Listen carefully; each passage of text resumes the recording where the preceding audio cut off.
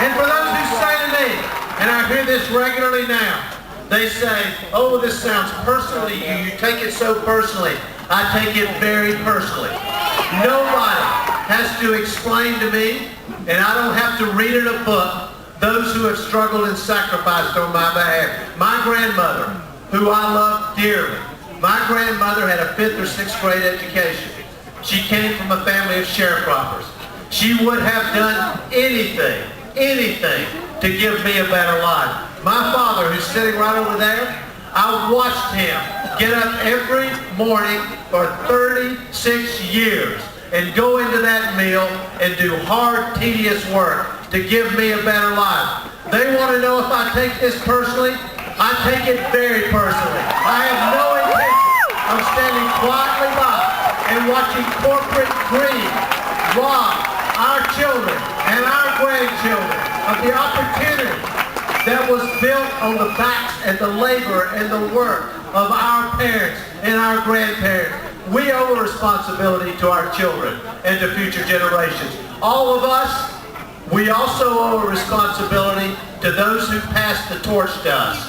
Our parents, our grandparents, those who worked so hard and struggled so much so that we could have a better life. And they expected us to make certain that our children and our grandchildren and future generations had a better life. And the truth is this: corporate greed is robbing our children of the promise of America, and it is time for us to fight back.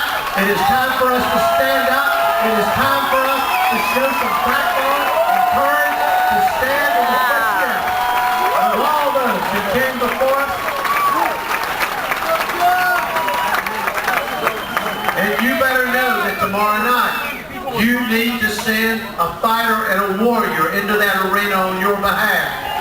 And I'll say this to you. When I was young, I grew up in mill towns and mill villages. I'll never forget when I was young, I got into a fight with an older kid, got my butt kicked. Came home and my father set me down. I came home whining and complaining, and he said to me, I don't ever want to see you start a fight, son, but I don't ever want to see you walk away from a fight. If you don't stand up for yourself, no one will stand up for you. And so I fought for myself, and I survived.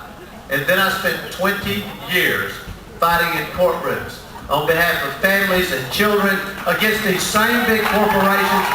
We would walk into the courtroom, and it would be me and a family or a child on one side, and on the other side were all this army of corporate lawyers. All the money in the world are ready behind them. And this is the lesson I learned from 2 decades of those wars. First, you can't nice these people to death. They don't care how nice you are. They will drive through you like a freight train. But if you have some strength, some fight, some determination, some courage, if you're willing to stand up for what's right, if you're willing to work hard enough, if you're smart enough, you can beat these people. You can win. We won over and over and over for 20 years.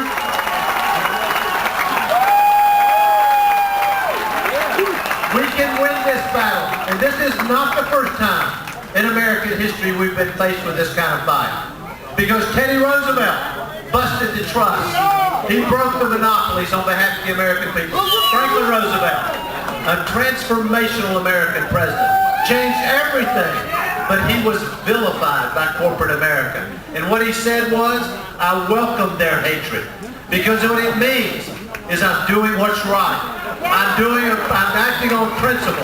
I'm standing up for the American people. I'm standing up for men and women on the lowest rung of the economic ladder. And then along came Harry Truman. You know, you all remember the Harry Truman story. They said, Harry, you're giving him hell. And he said, no, just tell them the truth and it feels like hell. We're going to tell the truth again, brothers and sisters. That's what